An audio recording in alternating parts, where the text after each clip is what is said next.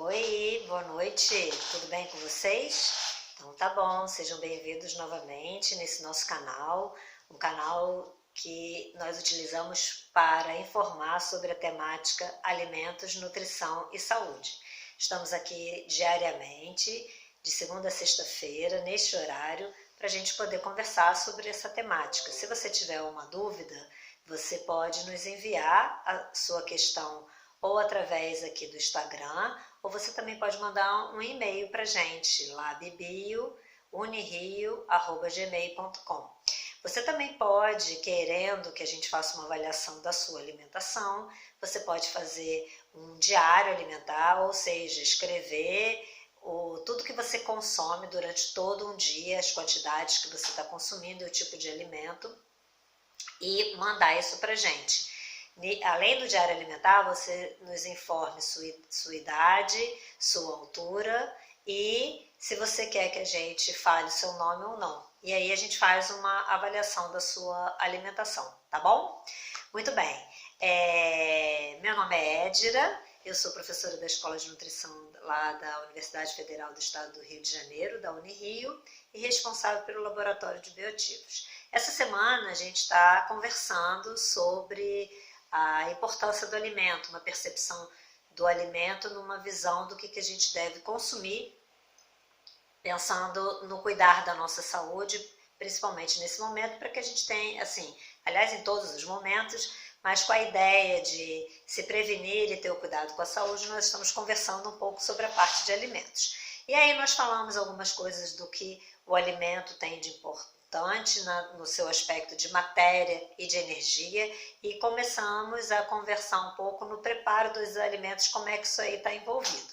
E aí ontem a gente explorou um pouco mais a parte de energia, de como você deve estar e tudo mais, e terminamos a live de ontem comentando, dando um exemplo de um preparo, por exemplo,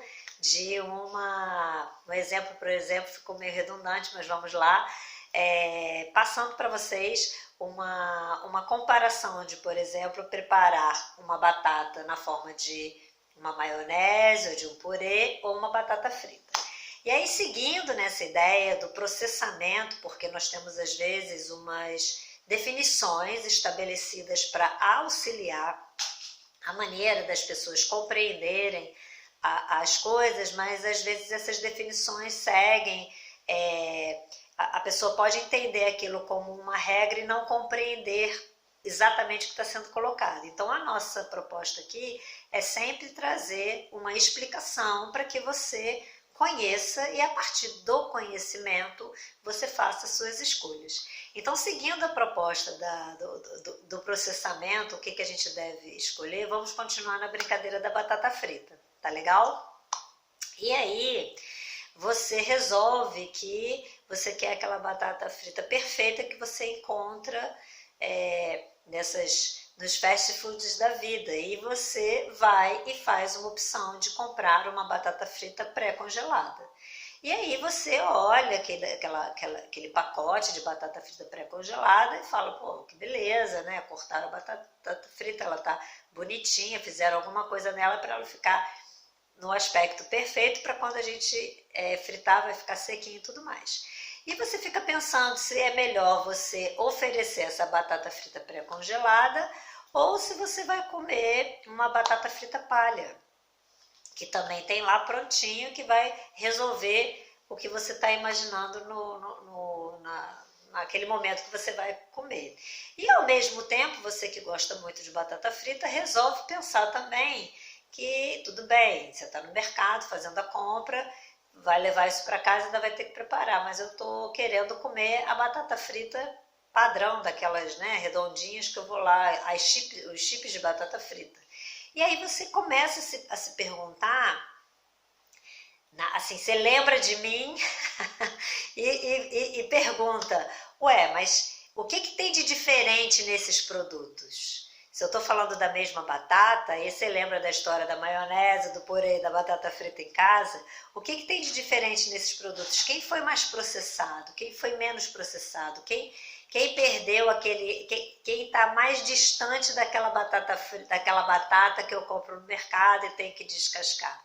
Ou quem está mais perto disso, no aspecto de matéria e no aspecto de energia. No aspecto de matéria, de constituintes, de nutrientes, pensando na batata, o que foi feito com a batata e o que foi transformado na batata, as diferenças não chamam muito atenção. Obviamente que tem uma pequena diferença aí no teor de umidade. Pensando no aspecto da energia, quem é mais próximo da batata, aí você tem que imaginar o que eu tenho de diferente aqui. Se eu estou falando de uma batata frita pré-cozida, se eu estou falando de uma batata palha, ou se eu estou falando de uns chips de batata, será que quando eu estou falando disso eu só tenho ali batata? O que eu tenho a mais ali? Então eu resolvo dar uma olhada no rótulo para ver se os ingredientes, que às vezes eu não estou muito preocupada com isso, mas eu lembrei, né, da Éder e falo, pô, deixa eu dar uma olhada aqui. E quando eu olho na batata frita pré-cozida, vocês vão ver lá e vão observar que além da batata vai estar dizendo batata, óleo vegetal e também pirofosfato de sódio, que é um estabilizante. E aí, se vocês forem olhar na batata palha, esses eu acabei de ver agora, chips eu não vi, mas deve seguir mais ou menos o mesmo padrão. Aí na batata palha tá lá, batata, aqui eu vi, né, um pacote que eu vi aqui na internet, estava escrito batata, óleo de palma e soja e sal. E aí, gente, como é que fica isso aí agora? O que é melhor e o que é pior? Bom, em primeiro lugar, volto a responder quando eu falo assim da importância do alimento, né? Que a gente sempre está falando, eu estou falando que o alimento tem uma importância muito além do nutrir. Tem algo que é muito importante a gente pensar. O que lhe dá prazer também, né? Naquele momento. Não quer dizer que você vai usar toda hora, mas até que ponto eu vou me bloquear de usar alguma coisa. Então, isso é um pensamento que eu tenho que ter. Mas eu começo a observar que efetivamente nenhum dos dois é só batata, que tem já mais alguma coisa ali dentro. Teoricamente, uma já deixa claro quais são os óleos que estão sendo usados, soja de palma, o outro não deixa claro o óleo, mas deve seguir mais ou menos o mesmo padrão. Uma tem um estabilizante, que é uma substância química que talvez eu nem nunca ouvi falar, e o outro tem um sal. E aí eu começo a ver, bom, mas eu preciso consumir isso? Será que eu não posso simplesmente chegar na minha casa, pegar a batata e cortar lá ela em palito e fazer ela fritinha, já que eu resolvi que eu vou fritar, mesmo sabendo que a fritura em excesso pode, né, criar aí as substâncias que a gente já conversou? Quando eu começo a pensar na batata palha, tem uma outra coisa que, assim, ela é muito pequenininha e ela, na verdade, quanto mais fracionado, obviamente, você vai aderindo mais àqueles processos de fritura. E ali tem outro aspecto que é o sódio. Então eu tenho ali uma quantidade de sal. Será que essa quantidade de sal é a quantidade que eu uso na minha casa? O que tem diferente nisso daqui? E às vezes a gente acaba se adaptando àquele paladar não pelo produto em si, e simplesmente pelo sal. Se de repente eu tiro todo aquele sal, até que ponto a batata vai me dar o mesmo paladar, o mesmo prazer do que a batata que eu faço na minha casa. Então, nesse momento, é o momento que você começa a parar e pensar e ver o que você quer. Que você pode resolver que naquele cardápio que você está fazendo, aquela preparação naquele dia, só cabe a batata palha. Beleza, tá tranquilo se você acha que é por aí. Mas tem essa consciência. E tem uma coisa que acaba sendo também interessante, que às vezes as pessoas, quando não estão acostumadas a fazer o consumo desse tipo de produto, acham que por praticidade, vamos conhecer a batata pré-cozida, as praticidades que são utilizadas, a pessoa vai consumir e a pessoa sente algum desconforto, às vezes uma afta, alguma coisa diferente. E às vezes ela não associa, às vezes pode ter sido justamente porque tinha uma substância química ali que ela não está acostumada e o organismo teve essa reação, ou é pelo excesso de sal. Então são esses pequenos detalhes que você tem que começar a pensar. E tudo bem, se você adorou a batata pré-cozida, porque ela acaba ficando bem sequinha, ela fica perfeita, bonitinha, e se você está gostando disso, tá tranquilo. Como você pode melhorar o aspecto desse no momento que você for preparar na sua casa, você já vai fazer um controle de sal. E tudo bem se naquele dia você quis comer batata palha. O mais importante é que você tenha esta consciência do que você está consumindo, tá? Isso que é a sua escolha, todo mundo tem que respeitar, mas você tem que ter essa consciência. E acaba que tem um aspecto muito legal, assim, sempre a gente considerando que se a gente está numa situação em que somos recomendados por profissionais de saúde um cuidado maior com a alimentação, certamente as nossas escolhas têm que ser muito mais conscientes e, obviamente, muito melhor quando orientadas por um profissional que possa te auxiliar nesse processo. Então, isso é uma coisa muito importante. E o importante aqui também, a gente comentar aqui agora, nessa brincadeira que eu estou trazendo, desse exemplo, é quando você está envolvendo nessa refeição que você vai preparar para você, que ela não vai ser só para você e, de repente, junto com você vão estar crianças, seus filhos, seus sobrinhos, seus netos, crianças. E a criança, dependendo da... assim, aí eu também tenho que começar a pensar qual é a faixa etária da criança que eu estou ali. Porque o alimento, ele te traz uma memória. Lembra que a gente estava falando assim, a batata palha, a gente vai lá, come, às vezes não é nem pelo paladar da batata, é pelo saborzinho salgado. Então essa memória que a gente vai criando pra gente, que a gente chama assim de memória sensorial, ela vai sendo muito estabelecida, principalmente quando a gente começa a introduzir a alimentação, que isso é feito quando nós somos bebês, né? E esse processo começa, qualquer hora dessa a gente bate um papo sobre isso, que é muito bonito. A ciência envolvendo isso é extraordinariamente bela. Mas eu tenho que pensar nesse sentido, que eu tenho as crianças na minha casa e o que eu quero que elas estabeleçam como uma rotina para o dia a dia da casa e que eu quero trazer, que eu possa considerar mais saudável para oferecer para as minhas crianças. E, obviamente, considerando que eu posso ter momentos diferentes, e aquele momento diferente da refeição, um aniversário, um sábado, uma coisa que eu quero fazer diferente, eu me dar o direito de fazer o diferente, mas, de repente, não ser aquela situação que eu vou comprar 10 pacotes de batata palha para deixar na casa para se comer todo dia na hora do almoço, independente do que tenha, deixa e põe batata palha no meu prato. Eu também posso pensar a respeito disso. Beleza? Então é isso, moçada. A gente sempre tem que estar pensando em alguns aspectos e com o exemplo de hoje que eu estou trazendo para vocês, nós estamos aqui pensando em diferentes processos de preparo da batata, envolvendo os preparos que nós estamos dentro da nossa própria cozinha e um preparo industrial. Tá? E ainda nesse aspecto do preparo dentro da nossa própria cozinha, eu resolvo fazer minha batata frita. E eu sei que quanto mais eu fritar e mais escurinho ela ficar, crocantezinho, mais queimadinho, são as substâncias que eu vou estar transformando ali dentro. E aí eu resolvo que eu vou fazer ela bem fininha, tipo chips na minha casa, onde vai ficar tudo cheio e bem tostadinho.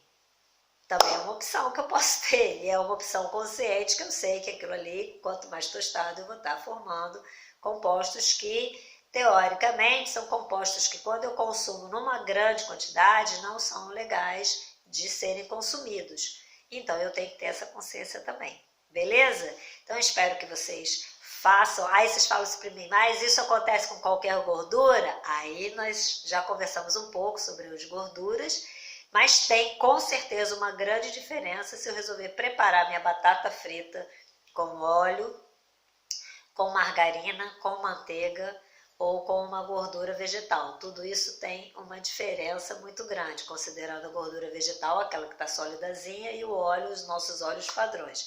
Tem diferença grande pelo calor que eu vou estar provocando ali e com esse calor o que está sendo transformado nesses óleos de